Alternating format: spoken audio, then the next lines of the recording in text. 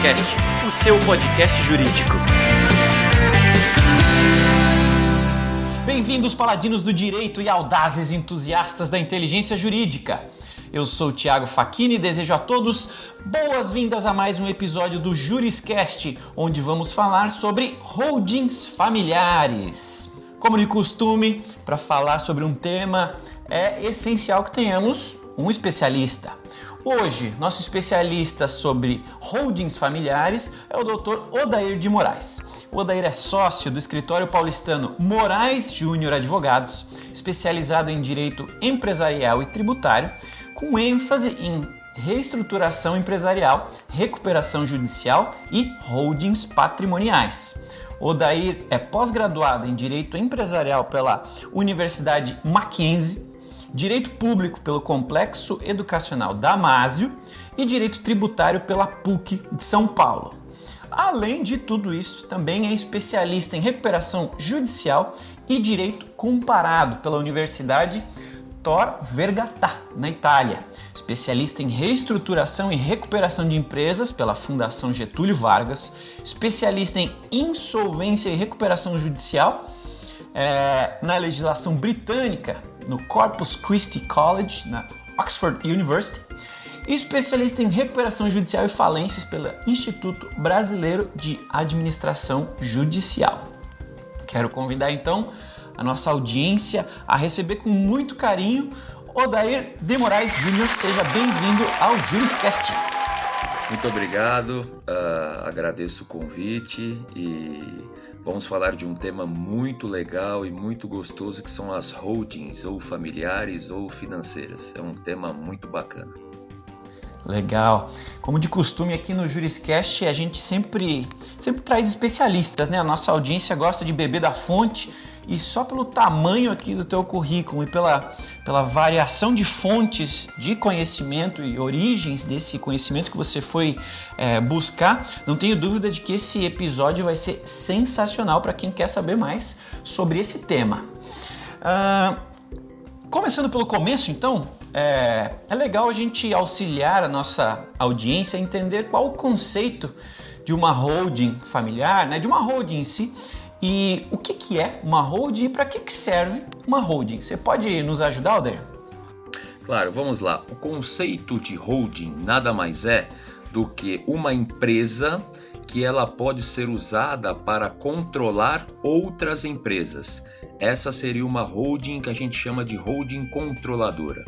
Nesse conceito, nós temos a holding familiar, que seria aquela holding que é criada dentro de uma própria família para uma estrutura patrimonial, onde você vai poder fazer diversas alternativas jurídicas buscando a sucessão do patrimônio, buscando um ganho financeiro em tributos, que a gente vai falar sobre isso aqui hoje, buscando uma melhor administração de patrimônio. Por isso que foi criado, digamos, o codinome holding familiar.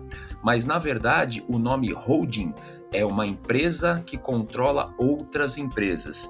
E dentro dessa holding foi criado o subgrupo de holding familiar, também conhecida como holding patrimonial.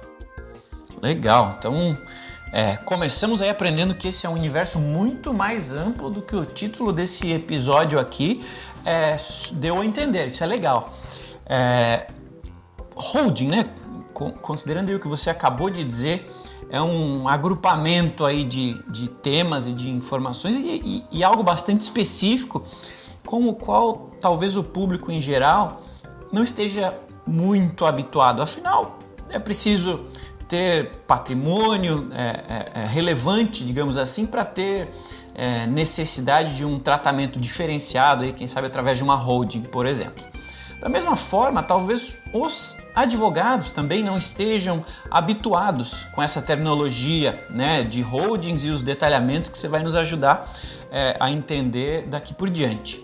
Um advogado como é que um advogado pode detectar sozinho, né, ou detectar aí na sua rotina, no seu dia a dia, a oportunidade de ajudar os seus clientes, de fazer mais negócios, né, através desse tipo de prestação de serviço, né? Ajudar o seu cliente a estruturar uma holding, fazer uma holding.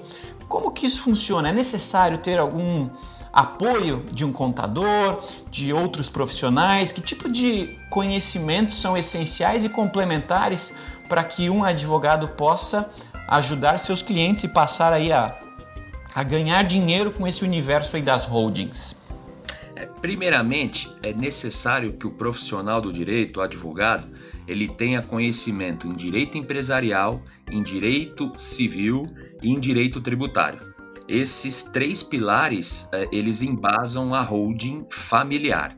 E quando a gente fala de holding empresarial para empresas, ele tem que conhecer bastante de direito civil e de direito empresarial. Então, o advogado vai poder atuar em 2 linhas com as holdings. Ou para uma organização societária de empresas, onde ele vai fazer a chamada holding controladora, que ele vai controlar todas as outras empresas através daquela holding, ou ele vai fazer a holding patrimonial / familiar, onde vai ser aquela holding para a família, ou seja, para a administração de um patrimônio particular. Para que o advogado tenha sucesso na explicação ao cliente e para que ele saiba fazer o trabalho, como eu disse, ele tem que entender não somente do direito empresarial, mas sim do direito civil e do direito tributário, porque todos eles serão conceituados dentro de uma holding. No tocante à quantidade de patrimônio, isto não é, na verdade, uma questão relevante a ponto de fazer ou não fazer uma holding, mas sim qual é a necessidade, qual é o objetivo com aquela holding. E hoje eu falarei mais sobre a holding familiar, sobre a holding patrimonial, que é aquela que é mais utilizada em nosso dia a dia, porque você atinge mais pessoas, você atinge aí as famílias, você atinge aí a questão patrimonial das pessoas. Então, exemplo, eu posso fazer uma holding familiar patrimonial com imóvel apenas? Posso. Por quê? Um dos benefícios da holding patrimonial familiar, que são sinônimos para a questão da holding, é justamente você definir uma questão sucessória. O que quer dizer isso? Numa movimentação normal da vida, eventualmente o falecimento de uma pessoa que tem patrimônio levaria à realização de um inventário para posteriormente esse patrimônio ser atribuído a seus herdeiros. Isso demanda dinheiro, isso demanda tempo e isso demanda uma burocracia ainda muito grande no nosso país. Quando a gente tem uma holding patrimonial formada anteriormente, com esse autor da herança, essa pessoa que tem esse patrimônio e ele já coloca esse patrimônio dentro da holding, eu não preciso ter esse inventário. Então eu saio de custos, então eu saio de burocracia, então eu saio de tempo. Porque automaticamente, com o falecimento deste sócio da holding, porque o patrimônio não será mais dele e sim da holding, eu praticamente já resolvo a questão patrimonial. Então, neste exemplo, eu não preciso necessariamente ter 10, 20 imóveis. Eu posso ter apenas um imóvel, mas eu quero deixar os meus herdeiros livre dessa condição de fazer um inventário sabendo de todos os percalços que podem haver futuramente. Quero deixar essa situação já resolvida. Outro ponto muito interessante da holding patrimonial familiar é para a gestão desse patrimônio. E aí sim, para esse caso específico, eu já recomendo que você tenha um patrimônio um pouco maior. Por exemplo, aquela pessoa que gosta de ter patrimônio e ter a locação ou ter a compra e venda de imóveis. Se ela faz isso na pessoa física, sem uma empresa, ela vai ter uma tributação muito grande, ela vai ter um pagamento de imposto de renda muito grande. Quando você faz isso pela holding, a holding patrimonial vai fazer a gestão dessa atividade. Então ela vai fornecer ao titular dos imóveis uma tributação muito menor. Para você ter ideia, a ponto de, na pessoa física, numa venda, eu ter um pagamento aproximado de 15% de imposto e numa holding praticamente nem 5%. Então eu tenho benefícios tributários legais, que não são teses, são tributos realmente devidos pela estruturação e uma atividade de uma empresa que eu terei na holding e não terei na pessoa física. Para esse exemplo, obviamente, quem tem que analisar a quantidade do patrimônio ou posso ter apenas um imóvel, mas esse imóvel ele tem um valor muito alto, ele tem uma receita de locação muito grande, que ao longo de 1 ano ou 2 anos, eu fazendo a holding, eu já terei um ganho financeiro tributário nesta operação. Então, é muito específico e você tem que analisar caso a caso para saber quando você vai fazer ou não uma holding patrimonial. Mas posso garantir que aquela pessoa que tem um patrimônio e ela tem a atividade de locação, ela pretende comprar e vender imóveis, ou seja, ela tem essa atividade na pessoa física, ela está perdendo muito dinheiro se não fizer uma holding patrimonial para fazer essa gestão. E quando eu digo perder muito dinheiro, é perder dinheiro com impostos, com tributos, que ela poderia legalmente estar fazendo da mesma forma, porém economizando muito dinheiro na parte tributária. Ainda é importante ressaltar que dentro da holding, é possível que a gente faça uma chamada blindagem patrimonial. O que é a blindagem patrimonial? O que é a blindagem patrimonial? Gostei, vamos lá. A blindagem patrimonial se dá quando você é um empresário. Você exerce uma atividade de risco. Porque quem tem uma empresa tem o risco da sua atividade empresarial. Você tem patrimônio, que é o dinheiro, é o lucro que você ganha com o seu exercício de sua atividade da empresa e você constitui seu patrimônio. Então não é porque um dia a tua empresa começa a ter dificuldade que aquele patrimônio que você ganhou deve ser perdido. No momento correto, e qual é o momento correto? Sempre atuando na prevenção, isso é muito importante deixar claro aos nossos ouvintes, sempre na prevenção. Nada que você faz depois do fato consumado vai ter efeito, então sempre agindo na prevenção, você faz uma holding patrimonial, colocando esse patrimônio dentro desta empresa e você clausula nas cláusulas do contrato social a blindagem, que é a impenhorabilidade das cotas e a impossibilidade daquele patrimônio responder por dívidas futuras, porque estou trabalhando na prevenção. Isso é a disposição legal do nosso Código de Processo Civil, que são aqueles bens impenhoráveis, se assim declarados.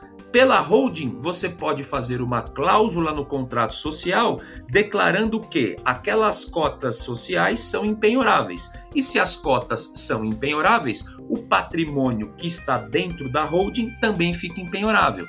Mais uma vez, a todos os ouvintes, esse trabalho deve ser feito sempre com prevenção, porque se eu já tenho o problema, se eu já tenho a dívida, se eu já tenho as execuções, obviamente que isso vai ser encarado como uma modalidade de tentar fraudar o credor e não terá efeito. Agora, feito com prevenção no momento correto, tem funcionado e funcionado muito bem, e diversas jurisprudências dos tribunais têm dado guarida à blindagem patrimonial.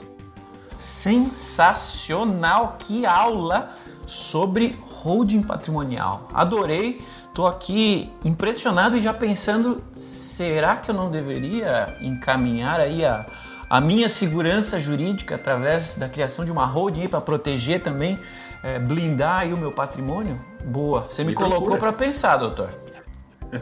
Aposto que a nossa audiência também está pensando nisso e resumindo então esse item, muitos benefícios, né? Diminuição aí da burocracia, o tempo inventariando, né? Que normalmente coloca o patrimônio em xeque, porque ele acaba ficando parado, né? Por muito tempo, diminuição de gasto com impostos e o mais legal, essa blindagem patrimonial aí para empenhorabilidade de dívidas futuras. Sensacional, tá aí também o porquê que é essencial que tenhamos, que o nosso cliente tenha o apoio de um profissional aí com experiência no assunto para lhe dar esse tipo de assessoria jurídica especializada, que varia de caso para caso, mas que no final das contas entrega aí vários benefícios para o cliente. Sensacional.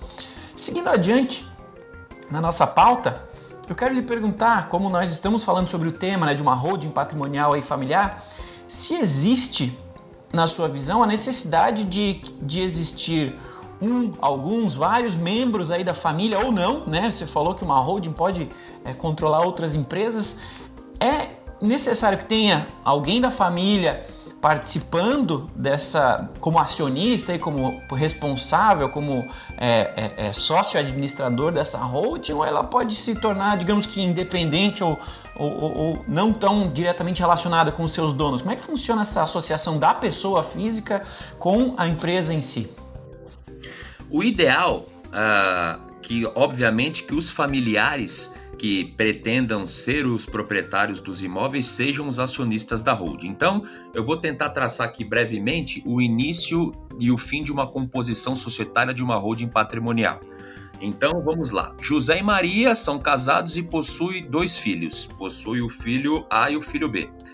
Eles têm um imóvel, então eles constituem uma holding. José e Maria como sócios, integralizam o capital social com esse imóvel dentro da holding e depois eles colocam também como sócios os 2 filhos A e B. Por quê? Amanhã, no primeiro momento, pensando numa sucessão patrimonial, no falecimento de João ou de Maria, o imóvel já está pertencendo à holding, cujos filhos, que seriam os herdeiros, já são os sócios. Então, automaticamente, já eliminamos aquela primeira etapa da burocracia jurídica de um inventário. Então, neste caso, necessário que eles sejam sócios da holding. No tópico 2, vamos supor que João e Maria têm esse imóvel e eles querem viver de renda e de locação desse imóvel. Entendem que os filhos só terão o fruto deste patrimônio após o falecimento deles. Neste caso, isso se coloca no contrato social da holding, onde todos os frutos do patrimônio daquela empresa serão destinados somente a João e Maria, e que o administrador dessa empresa vai ser João ou vai ser Maria. Logo, os filhos A e B são meros cotistas e passam a ter poderes da empresa no falecimento de Maria ou no falecimento de José.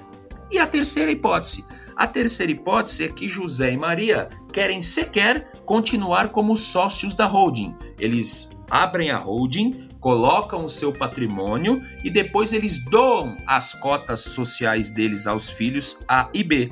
Nesta hipótese, José e Maria não são mais donos da holding, porém, eles são usufrutuários de todo o patrimônio e é muito importante, ouvintes, que se crie a cláusula de usufruto no contrato social para que dê guarida e segurança jurídica a quem está doando as cotas e doando o seu patrimônio, dizendo que, enquanto forem vivos, todo o fruto dos imóveis daquela holding pertencerão a eles. E a gente costuma fazer aqui o caráter reversível e vidual. O que significa isso? O falecimento de um, os frutos vão para o outro. No falecimento do outro, terminou, e aí sim, os filhos, em tese, têm todo o direito ao patrimônio. Com isso, você tem uma economia financeira, você tem uma gestão muito melhor, você tem uma economia tributária, você tem segurança jurídica e você deixa tudo resolvido dentro de um contrato social privado, registrado na junta comercial, com publicidade e com todos os preceitos jurídicos legais atendidos, onde você vai ter aí todos os benefícios. Então, respondendo agora diretamente à pergunta, é sempre necessário que os familiares sejam os sócios da holding, porque eles, como sócios da holding, serão sócios e proprietários do ativo que será o patrimônio da família. Maravilha, senhoras e senhores, Dr. Odair de Moraes Júnior esbanjando conhecimento aqui pra gente sobre holding patrimonial, holding familiar. Tô adorando essa conversa. Você que está nos ouvindo, seja aí no Spotify, no YouTube, no Deezer, no Apple Podcast, onde quer que você esteja ouvindo, por favor, se você está gostando desse episódio, comenta aí o que você está achando, vote aí, coloque estrelinha, coloque o like onde você esteja ouvindo esse áudio, nos ajude a fazer episódios aqui do Juriscast cada vez mais interessantes e mais úteis para você que está nos ouvindo. Interessante também lembrar de encaminhar esse episódio para algum colega seu que eventualmente também se interessa pelo tema, que está aí preocupado ou pensando em saber um pouquinho mais sobre holdings. Esse conteúdo aqui está sensacional e vai ficar ainda melhor até o final do episódio. Vamos continuar nosso papo então, doutor Odair. Você acredita que exista algum tipo de contraindicação quando a gente está falando aí sobre holdings? Ou É comum que os clientes confundam quando uma holding é indicada, quando ela não é indicada, quando ela é uma solução possível, mas não a mais indicada. Como é que funciona esse seu papel aqui de assessoria jurídica, né? Se existem dúvidas ou contraindicações em algum momento, e quais seriam esses momentos na sua visão? O que a gente costuma avaliar, primeiro, é o objetivo do cliente sobre a holding, o que ele espera da holding. Então eu vou avaliar aqui 3 cenários. O primeiro cenário, uma sucessão familiar. E aí eu vou trazer um exemplo. Dr. Odair, meu filho se casou com uma pessoa que eu não gosto. Eu não gosto, infelizmente não bate comigo e eu não gostaria que o meu patrimônio de forma alguma chegasse a ela em algum momento. E até porque eu acho que o casamento dele não vai vingar. E eu não gostaria de, eventualmente, eu não estar aqui, ele herdar meu patrimônio e, eventualmente, numa separação, ele vai ter que separar e dividir isso com ela. Isso pode acontecer? Neste caso, a gente vai indicar a holding e vai colocar aquela cláusula, como eu expliquei, de blindagem patrimonial, não só com a cláusula de impenhorabilidade, mas colocaremos também a cláusula de incomunicabilidade. E com esta cláusula, o patrimônio da holding não se comunica com ninguém. Exemplo, no falecimento de José e na sucessão da holding por A, por mais que A seja casado no regime da comunhão universal de bens, onde todo o patrimônio pertence ao casal, este patrimônio, por ter sido clausulado por José com a incomunicabilidade, nunca pertencerá à esposa de A. Isso pode acontecer. Nesse caso, a gente recomenda a holding, mas com todas as travas jurídicas necessárias. Onde a gente não indica? Numa família que já está em pé de guerra, que já está brigando. Ou seja, a família já está brigando, já está numa confusão em vida. Ou seja, como que faremos uma holding, um contrato familiar entre pais, filhos e muitas vezes até netos, se eles já estão em pé de guerra? Não vai funcionar. Porque você vai ter discussões, você vai ter discordâncias das cláusulas e eu vou estar levando ao cliente mais uma briga, mais uma discussão para ele em casa com a sua família. Então, para esses casos, eu não recomendo que seja feita a holding. Eu recomendo que se resolvam as questões, digamos, de discussão familiar, as questões da briga, da guerra que está instaurada e se um dia terminar, a gente volta a conversar. Por quê? Tem que ser consensual. Não dá para ser forçado. Você não vai conseguir exigir, nem judicialmente, o aceite de alguém para fazer parte de uma empresa, mesmo que seja uma holding.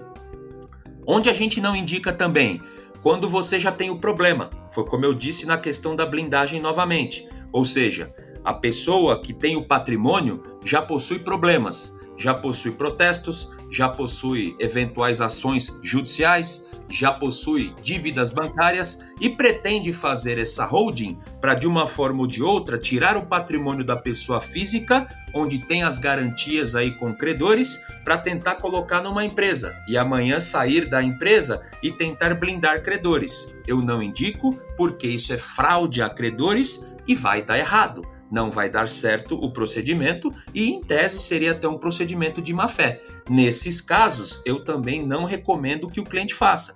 Novamente, um projeto de holding patrimonial, para que seja bem sucedido, ele deve ser feito com prevenção, sempre agindo na prevenção.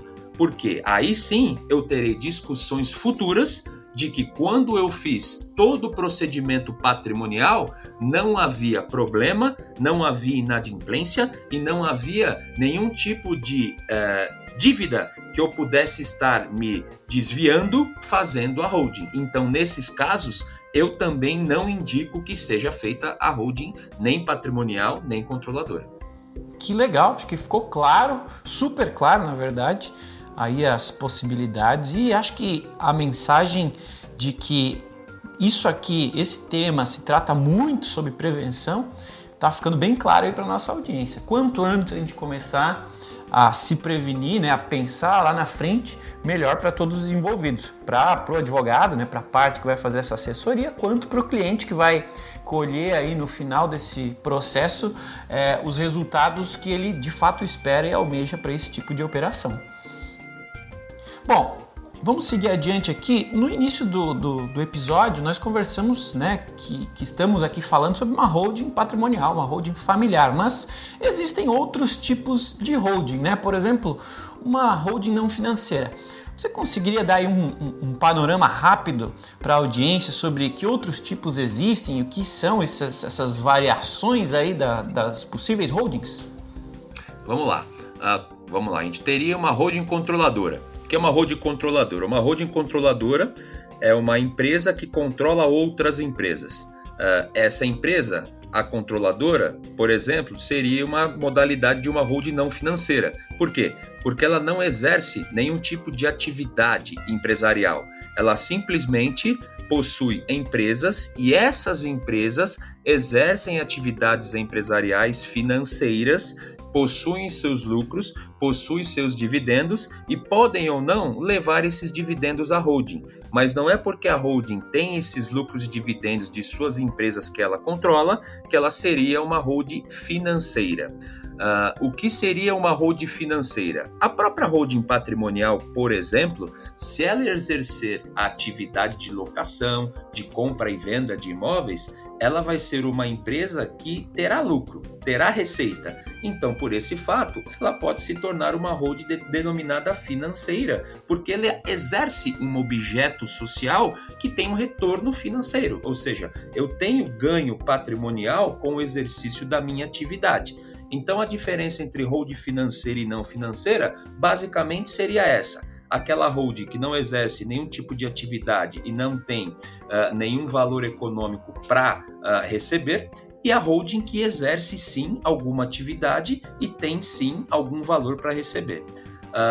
E a holding mais comum, que essa eu acho que está muito em evidência agora, principalmente pelos últimos anos de crise, que é a holding patrimonial familiar, onde, quando feito, né, obviamente, com prevenção, como eu disse, tem dado muito certo na blindagem patrimonial, na questão sucessória ou mesmo na questão de gestão de patrimônios e gestão de ativos. Uma coisa importante também, que eu acho que quero deixar claro, que aconteceu, e eu sempre conto esse caso, que eu acho que é importante aí os colegas advogados entenderem, não digo que seria impedido, mas não seria legal, e inclusive foi anulado pela justiça, você fazer uma holding pulando uma etapa sucessória. O que eu estou querendo dizer com isso?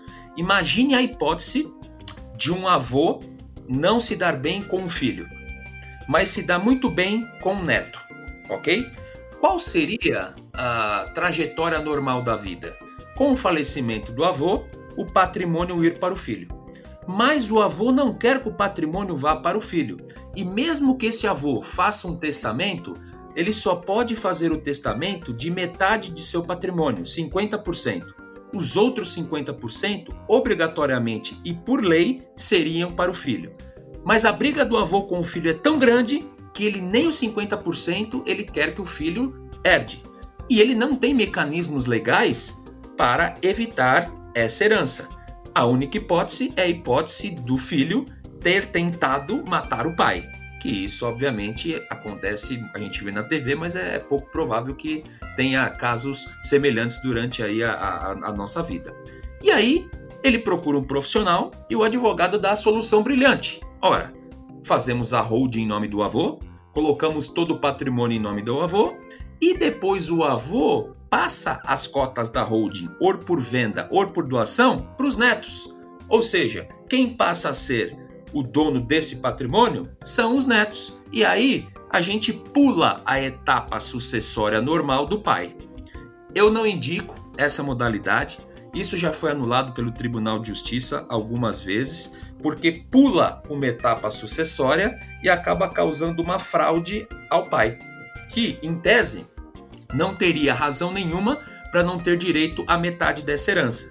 Então, esse pai que se viu prejudicado, ingressou na justiça e conseguiu anulação de todo o procedimento, inclusive da holding, voltando todo o patrimônio para a pessoa do espólio, nesse momento que o avô havia falecido, né, para que fizesse o inventário comum e normal. Eu sempre gosto de contar esse caso, porque quando se começa a estudar holding, pode ser que os colegas comecem a pensar com algumas ideias que possam resolver alguns problemas que são irresolvíveis, que não dá para a gente também criar uma situação antijurídica. E isso pode ser que aconteça. Por isso que eu gosto sempre de contar esse caso para os nossos colegas terem ciência.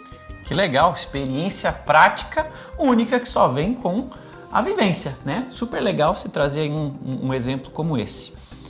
Infelizmente o nosso programa está chegando ao fim e antes da gente terminar, é legal fazer uma última pergunta aqui que nos deu uma possibilidade prática de ajudar a nossa audiência. Então, considerando aí toda essa experiência que o Dr. Odair adquiriu aí ao longo da vida, quero lhe perguntar se, para trabalhar com holdings, existe algum tipo de formação específica ou algum tipo de conhecimento específico que as pessoas devem buscar? E se você indica alguma bibliografia, algum livro, algo que possa ajudar a nossa audiência a iniciar o entendimento sobre esse universo aí tão vasto?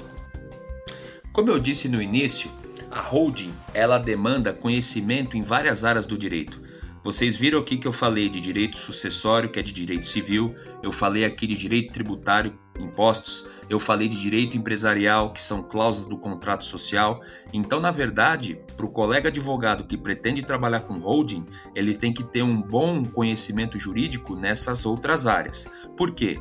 Se você procura literatura específica com holding, ele vai trazer para holding como montar uma holding em seu contrato social, com apenas as questões empresariais do direito empresarial. Mas, quando a gente vai falar de uma holding familiar, eu sou obrigado a saber as regras de uma sucessão. Eu sou obrigado a saber a regra dos herdeiros. Quando eu vou falar de uma questão de uma gestão patrimonial, eu sou obrigado a me preocupar com a parte tributária. Eu tenho que conhecer a parte tributária. Eu tenho que saber o imposto que incide numa locação, o imposto que incide numa venda de um imóvel. Então eu indico para aquele advogado que quer trabalhar com holding que ele tenha uma boa base jurídica em direito civil, em direito das sucessões, em direito empresarial, em direito tributário, e aí sim ele pode buscar a literatura de alguns juristas que tratam do tema de holding para a questão simplesmente do contrato social, porque as questões a serem aplicadas, além de ser caso a caso, vai demandar de uma experiência e um conhecimento jurídico em todas essas áreas. Como autores, eu coloco Maria Helena Diniz para o direito civil, eu coloco Rubens Requião para o direito empresarial, eu coloco Fábio Roa Coelho para o direito empresarial também, e eu coloco Roque Carrasa para o direito tributário. Todos eles vão tratar especificamente em algum tema sobre holding e sobre o direito específico de cada caso. Maravilha, só posso lhe agradecer. Tenho certeza que a nossa audiência também está agradecida e entusiasmada aí com a quantidade e a qualidade do conhecimento que você compartilhou conosco. Eu quero também, além de agradecer em meu nome, em nome da audiência, quero deixar aqui o espaço aberto para você também indicar, caso a nossa audiência queira entrar em contato com você, algum ponto de contato, seu site, uma rede social, a melhor forma das pessoas tirarem dúvidas com você, conversarem com você, porque de fato essa conversa aqui com certeza foi super rica, mas ela pode ser o início de várias outras. Então, muito obrigado, doutor. E se possível, qual seria a melhor forma da audiência conversar com você? Eu que agradeço, foi muito bacana a nossa conversa e fico à disposição de todos os ouvintes. Podem entrar em contato comigo pelo meu site no www.moraesjunior, Moraes Júnior é moraesjr.adv.com.br e colocarem qualquer dúvida, o que vocês tiverem, e eu vou responder por lá sem problema nenhum. Tem o LinkedIn também do nosso escritório que vocês podem seguir. E Facebook também tem lá. Por onde vocês me procurarem, vão me achar e eu respondo tudo. Pode demorar um pouquinho, mas vai ter resposta com certeza. Novamente, muito obrigado, doutor Odair. Quero agradecer também a audiência que nos acompanhou aí ao final de mais um episódio, os audazes entusiastas da inteligência jurídica que estão sempre por aqui. Neste mês nós aí ultrapassamos o número de 80 mil ouvintes aí no Juriscast, então eu estou muito feliz, quero agradecer a cada um de vocês que a cada novo episódio tem nos acompanhado, tem trazido suas dicas. Quero também convidá-los a conhecer a comunidade do Juriscast lá no Linkley, onde vocês podem sugerir novas pautas, sugerir personalidades, assim como o doutor Odair, experientes e especialistas em algum tema legal para a gente trazer aqui nos próximos episódios do Juriscast. Vai ser um prazer interagir com cada um de vocês. Lembre-se então aí, por favor, de avaliar esse episódio, comentar esse episódio, dar o like, dar a estrelinha. Vai ser muito bom para que esse tipo de conteúdo aqui continue ajudando cada vez mais e mais pessoas desse nosso universo jurídico tão grande. Obrigado a todos então que nos acompanharam até o final deste episódio. Nos falamos no próximo episódio do Juriscast, o seu podcast jurídico. Tchau! Você ouviu o Juriscast, produção e oferecimento da ProJuris, líder no desenvolvimento de software jurídico para departamentos jurídicos de grandes empresas e escritórios de advocacia. Conheça mais em projuris.com.br.